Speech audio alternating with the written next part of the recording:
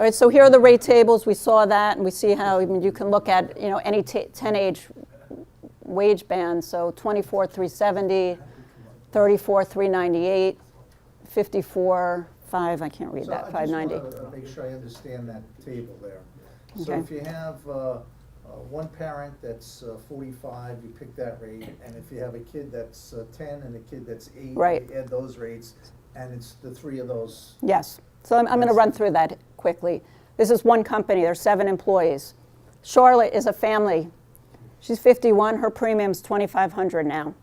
If you look at Pete, he's 51. He's still a family. He's a family as well, but his premium is $1,224. And similarly, you can see between the two parent-child, Ann and Harry are both parent-child, but one's going to be charged $814 and one's going to be charged $625. So let's show you why.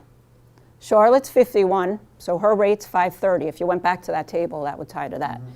Her husband is 55, so his rate's $597, and they've got 5 kids. Now, 2 of those kids are over the age of 20, so they actually get charged an aged-based rate, $370. And then the under 20 get charged the under 20 rate. Now, the one limitation here is that no plan will be charged for more than 3 individuals under the age of 20. So if you happen to have 4, you're just lucky.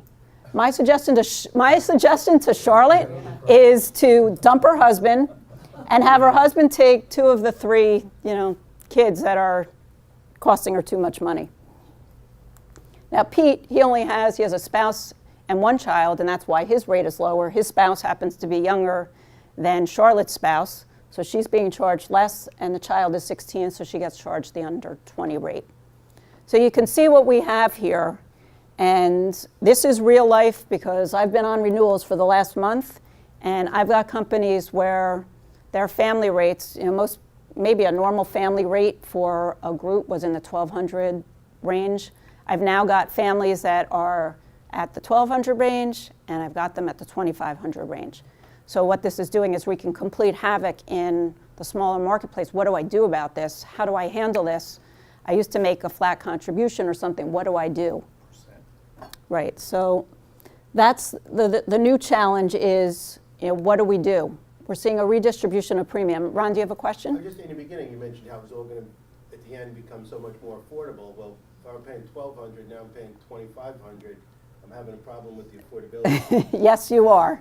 You're having a very hard time understanding how this is becoming, how this will be affordable. And I don't have a real answer for that. But the I benefits think are it's less. affordable if you have no insurance and have no money, because you get free insurance. But if you have a job or any money, it's But you could take the more other, expensive. you could take the other side, and the individuals in the group that were families or parent-child that were paying X rate, and there were families in the group that had 5, 6 kids, and they've been charged the same amount of premium as the guy next door who has had a family of 3 for the last 50 years. There's an inequity. There was an inequity that way as well. This certainly seems to be discriminatory based on age, because now everybody's being charged based on their age rather than some kind of composite rate as to the grade or the risk pools around. But isn't that just like, if you have 4 kids, you should pay a greater premium than if you had 1 kid? I mean, that seems Makes to me to be That makes fair. sense. And if you're older, If you're older, you should pay more as well, because you probably have more stuff. Right. right. So that makes More sense. Probably, but not Makes sense. necessarily true. But logically, I think that's how it all kind of makes its way through. But it's definitely tough to swallow, and the oldest members of the group are certainly getting hit the most, and the families in the group, the larger families, are getting hit the most. So we're seeing 20 to 50% increases. How do we deal with this? There are a number of solutions that are floating around. Looking at a defined contribution, employers saying, you know what, I'm just going to pay $500, contribute $500 per employee. I don't care whether they're single, parent, child, husband, wife, or family. That's what I'm going to do. I find that small business owners are finding that hard to do. Small business owners tend to have a more family-like attitude towards their employees. And not that, maybe the very large employers don't feel that way. I still think, 100, 500 groups might still feel that same. But it's very hard for them to say, okay, last year your out-of-pocket share family member was, $700 a month, and now because of this new rating, you're going to pay $2,000 a month. I'm only contributing $500. You're going to have to pay $2,000 a month. They're finding that very difficult to do. So how do they define that? So you have to offer employees health coverage, but what percentage of the premium do you have to pick up in order to say you're offering health coverage? Well, you want to make it affordable. You want that 9.5% threshold so they don't go to the exchange, because any employee that goes to the exchange on a small group is not going to be a qualified waiver for participation. So there's participation requirements to have a small group. 75% of your group must participate.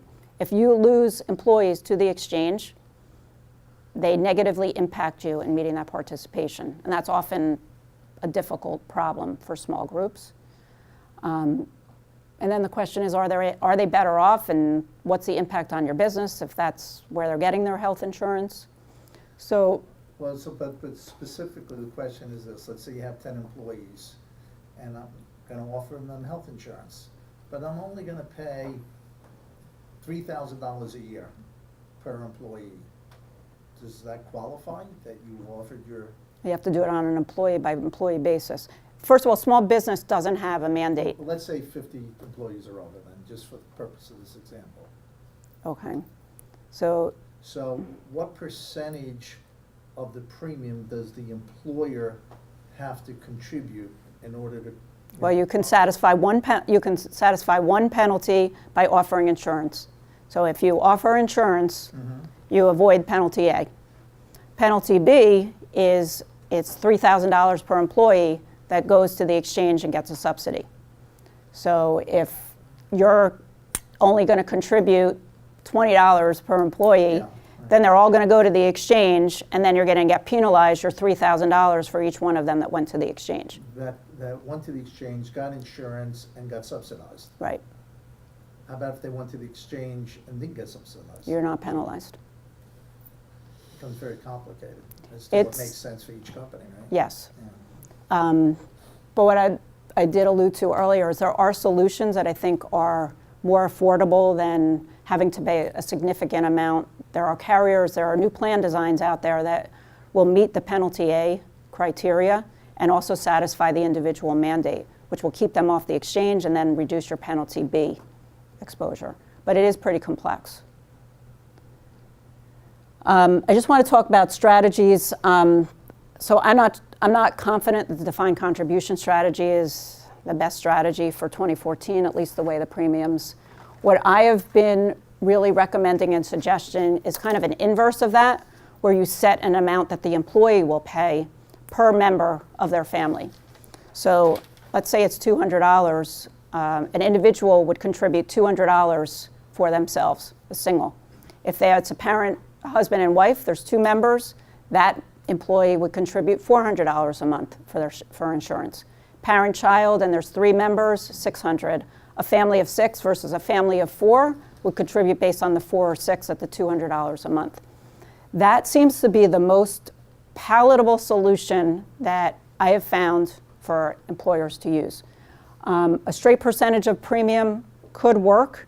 It tends to be costing the small group employer a little bit too much that way and trying to equate it. Okay.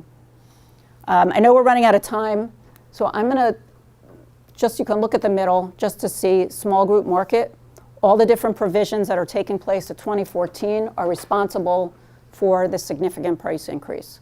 So you've got the normal increase, you've got the fees and taxes, you've got the product movement, the reduction in the number of products out in the marketplace, and then you've got adjusted community rating, all adding up to pretty significant increases. And I would tell you what I've seen are 20 to 50% increases of the norm on the small group.